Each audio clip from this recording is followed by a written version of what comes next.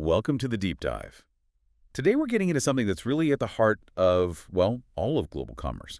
Inventory management. It's this constant high-stakes balancing act. You've got to have what the customer wants right when they want it, but you also have to avoid the staggering cost of just having too much stuff sitting around. It is the definition of a tightrope walk. And for decades, the safety net for that whole operation has been built with some pretty blunt instruments. Looking backward, basically. Exactly. Traditional demand forecasting, it just looks backward. It plugs historical sales data into these really simplified models.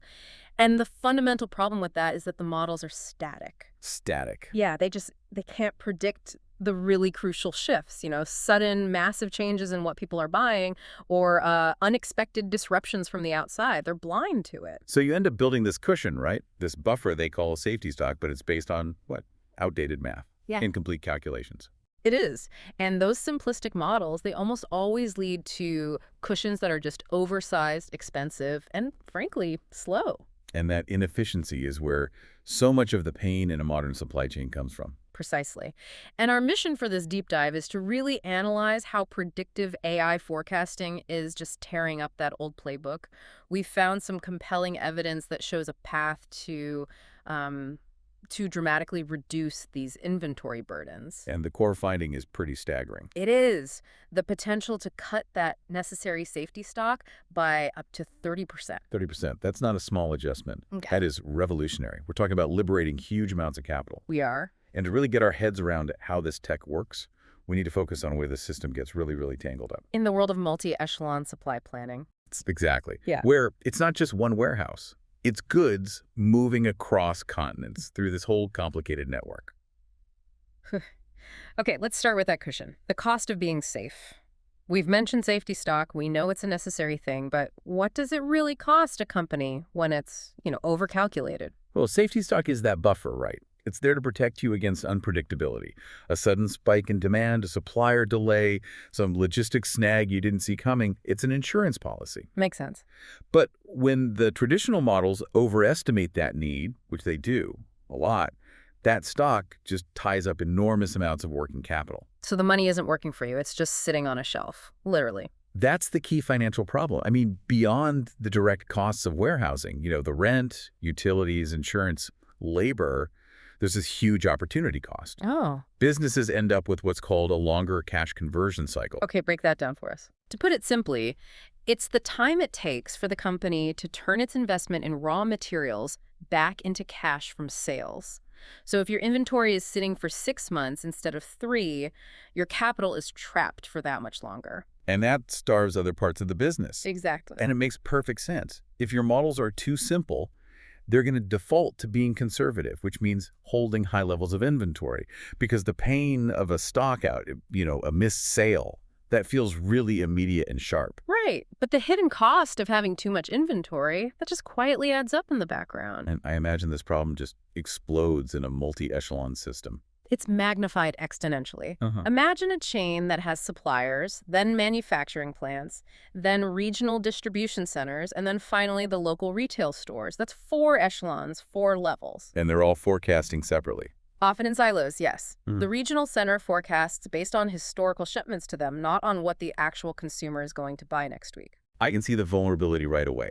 Any bad coordination at one level just creates this distorted signal for the next. That is the bullwhip effect. Right. Demand variability gets exaggerated as you move upstream away from the customer. So if the retail store overorders by just a little bit, the regional center sees a big surge and overorders even more from the manufacturer. Who then sees this massive spike and buys way too much raw material. Precisely. It's systemic inefficiency. Every single level ends up holding more safety stock than it needs to, which leads to this bloated system-wide inventory level that we're trying to fix. Okay, so if the old way is fundamentally flawed because it's, static and siloed, how does AI get to this 30% safety stock reduction? How do we actually move beyond just looking at history? We move into the realm of prediction. Yeah.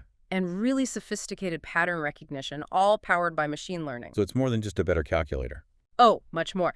Instead of a simple time series analysis like a moving average, Predictive AI uses these complex ML algorithms, we're talking deep learning neural networks, or these very advanced forecasting models, to analyze data at a scale and a speed that's just, it's impossible for people or traditional software. And what's fascinating to me here is not just the sheer volume of the data, but the variety, Yeah. the different types of data points these systems can pull in.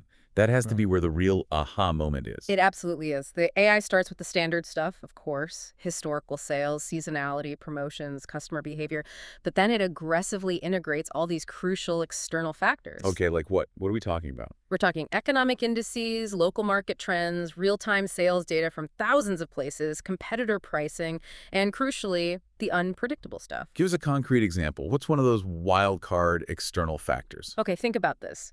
Combining social data with environmental data. Say you're a company that sells specialized outdoor gear. The AI factors in localized weather patterns, not just the climate for the year, but actual week-by-week forecast shifts. At the same time, it's scraping and analyzing social media trends, mentions of specific sports or, say, apparel styles on TikTok or Instagram. Okay, I see where this is going. So if the model detects a sudden viral trend for a specific type of hiking backpack, and that trend happens to coincide with an unexpectedly early start to the hiking season in the Rockies, It recalibrates the forecast for that specific region. dynamically, instantly. Wait, so you're telling me the algorithm understands that a micro trend on social media plus a local weather pattern means I need to ship 20% more of this one specific product to Denver next week? That is precisely the capability. The ML model assigns weights to these variables, and it detects these emerging patterns that, a human just wouldn't connect in time. And the old way, looking at last spring's sales, would totally miss it. It would be completely blind to this dynamic convergence. And because the AI is constantly adjusting the forecast in real time based on actual probability, the need for that big, historical, conservative safety stock cushion, it just shrinks dramatically. So you're moving from needing a huge buffer just in case something unexpected happens? You're having a finely tuned, much smaller buffer because the AI has already anticipated and quantified that unexpected event. Okay, let's connect this back to that multi-echelon system. Having a brilliant forecast on a spreadsheet is one thing, but how does the AI make sure that the manufacturer and the distributor, who are hundreds of miles apart, are actually in sync? This is where the AI really acts as the supply chain conductor. It orchestrates the whole system end to end because multi-echelon coordination requires an accurate demand prediction at every single level, not just at the end. So remind us again what those levels, those echelons look like in the real world. Right. So you have raw materials and components with the manufacturer. Then you have finished goods waiting to be shipped from a central warehouse. Then you've got stock sitting in regional distribution centers. And finally, the products on the actual retail shelves. So if the AI predicts, using all those external factors, a big slowdown in demand for a product line in, say, the northeastern U.S., that information doesn't just sit there. No, it propagates immediately up the chain. The regional center knows not to reorder from the central distribution center. The central DC sees that the regional pull has slowed down, so it slows its order rate from the manufacturer. And the manufacturer, in turn, adjusts its production schedule and stops ordering so many raw materials. Exactly. That real-time coordination, it sounds like the perfect antidote to that bullwhip effect we were talking about, where these tiny ripples become massive inventory headaches. It is the mitigation strategy. Because the AI is predicting the ultimate consumer demand, not just an internal transfer order, and it's sharing that single source of truth across all the echelons, the need for each location to hold its own big precautionary safety stock just disappears. So instead of 5 separate paranoid cushions, You have one optimized, synchronized system. And that holistic reduction is why that 30% drop in overall safety stock becomes achievable. that reduction is the headline here. So let's make that 30% efficiency really tangible. What are the, say, 5 specific measurable benefits that a business sees from this?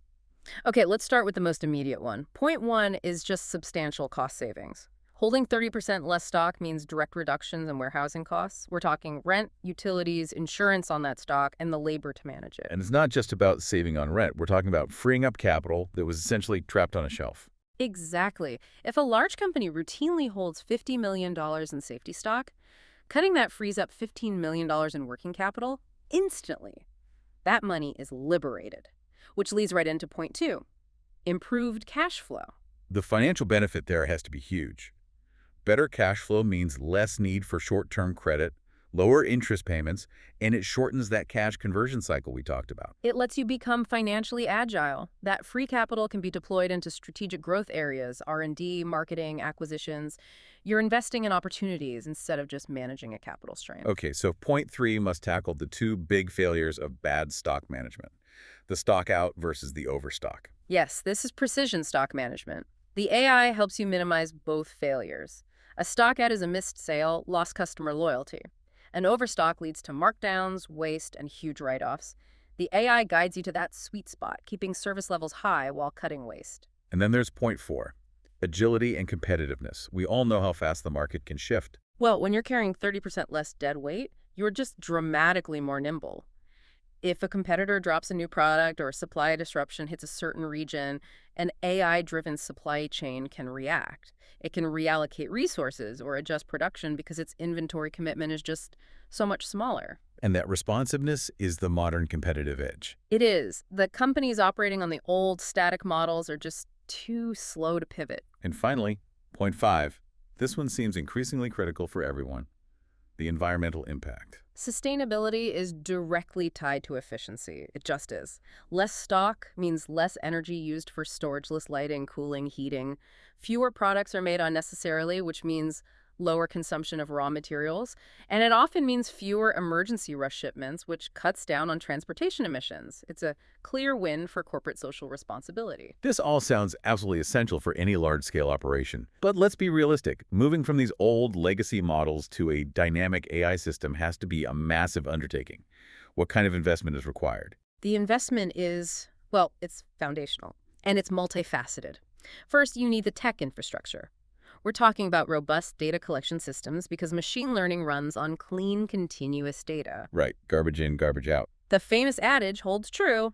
If you have these old ERP systems, you need integration tools to connect those rigid systems with modern cloud-based AI platforms. The quality of that data pipeline is probably the single most critical investment.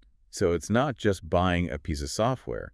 It's fixing the messy data that's been building up for years. I imagine that's a huge hurdle for a lot of businesses. It is a massive hurdle, but beyond the technology, you need a significant cultural and educational investment. This requires deep collaboration between teams, logistics, finance, marketing. Everyone has to be aligned on the forecast. And you have to train people to trust it. You have to train staff and even your supply chain partners to trust, interpret, and actually use these new tools effectively. And that brings us to the human element, which I find fascinating. If the AI is this powerful, what is the job of the human supply chain manager now? Are they just clicking approve on what the AI says? Not at all. I mean, while the AI is unparalleled at analyzing complex data and generating a highly probable outcome, human expertise is absolutely essential for context and for governance. Right. The AI provides the insight, but the human managers interpret the results, especially when dealing with things the AI hasn't seen before. They set the parameters, they challenge outlier forecasts, and they apply real-world context, like, say, negotiating a new supplier contract or assessing a political risk that the data might not fully capture yet. So the human role shifts. It moves from being a calculator to being a strategic decision maker. Just using the AI is this incredibly powerful lens. That's it exactly. The human provides the action, the AI provides the unparalleled analytical horsepower. So to summarize our deep dive, AI-driven predictive forecasting is it's enabling a paradigm shift in how multi-echelon supply chains are planned. Right. By accurately forecasting demand and synchronizing the whole chain, companies are moving beyond just simple optimization. They're realizing significant bottom-line results, major cost savings, better cash flow, and an agility they've never had before. And that potential to cut safety stock by 30%, that moves the conversation from just saving a bit of money on inventory to a profound improvement in customer satisfaction and overall financial health. It's about being proactive instead of being in constant crisis reaction mode. It allows you to allocate your resources based on high confidence rather than on historical fear. Which brings us to our final, provocative thought for you to consider. We've established that AI can dynamically factor in this external, real-time data. Everything from a local weather forecast to a micro-trend bubbling up on social media. Right, the data is changing minute by minute. So if the data informing demand is changing that fast, how fundamentally must the entire supply chain, from buying raw materials all the way to that final mile delivery, change its core concept? How does it move away from fixed quarterly planning to a fluid dynamic reaction to maintain a competitive edge? That transformation from a rigid schedule to a truly fluid, responsive system, that's maybe the single greatest managerial and technological challenge facing businesses today. It certainly is a challenge worth exploring. Thank you for joining us on this deep dive into integrating predictive intelligence into these complex operational systems. We hope this helps you navigate and maybe even lead that inevitable transformation.